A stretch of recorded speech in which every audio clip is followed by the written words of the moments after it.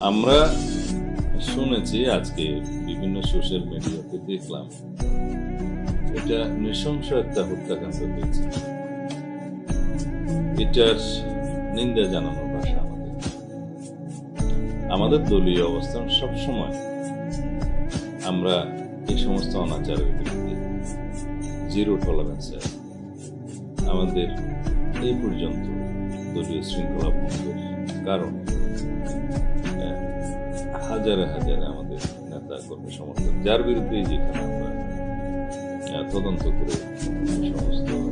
শৃঙ্খলা ভিত্তিক কর্মকাণ্ডের তথ্য পেয়েছি, সাথে সাথে আমরা ব্যবস্থা কিন্তু বিভিন্ন বিচ্ছিন্ন ঘটনার দায় দায়িত্ব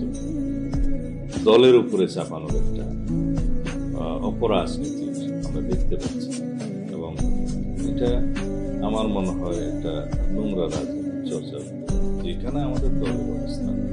পরিষ্কার সেই জায়গায় আমরা এই ঘটনার এত সিরিয়াস ব্যবস্থা নিয়েছি। আমরা এফআইআর এর কাগজটা হাতে পেয়েছি এবং আমাদের অঙ্গ সংগঠনের কয়েকজনের নাম তাদেরকে আমরা জিজ্ঞেস করেছি যে কয়েকজনের সাংগঠনিক সম্পৃক্ততা আছে, 4-5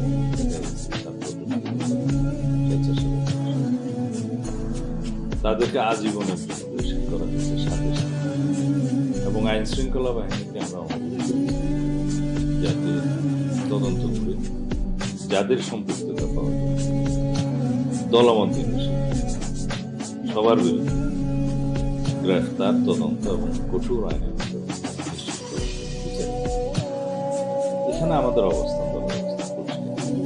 দেখুন। এই জাতীয় একটা বড় রাজনৈতিক সংগঠন বিভিন্ন ওয়ার্ড পর্যায়ে হয়তো নিচের দিকের কিছু সদস্য বা তারা এই পট পরিবর্তনের সুযোগ বিভিন্ন রকম কিন্তু আমাদের অ্যাকশনটা হচ্ছে ঘটনা পূর্ববর্তী। কিন্তু আপনার প্রশ্ন যদি আমি বুঝে থাকি তাহলে ঘটনা পূর্ববর্তীতেও যেন আমরা ইউজ করতে তাহলে সুবিধা। এই মেসেজটা আমরা অলরেডি দিয়ে দিয়েছি যে সব সংগঠন যে তারা যেন একটা শুদ্ধি অভিযান পরিচালনা করে, যাদের বিরুদ্ধে অভিযোগ পাওয়া যাবে অথবা যাদের কর্মকাণ্ড এরকম বা যাদের অতীত ইতিহাস এরকম ফাইন্ড আউট করে একটা শুদ্ধি অভিযান চালানোর জন্য আমরা এখন আহ্বান জানিয়েছি সব লেভেলের আমাদের সমস্ত অঙ্গ সংগঠন সহযোগী। তাতে করে আমার মনে হচ্ছে যে ঘটনা পরবর্তী অ্যাকশন নেওয়ার চাইতে ঘটনার আগেই যদি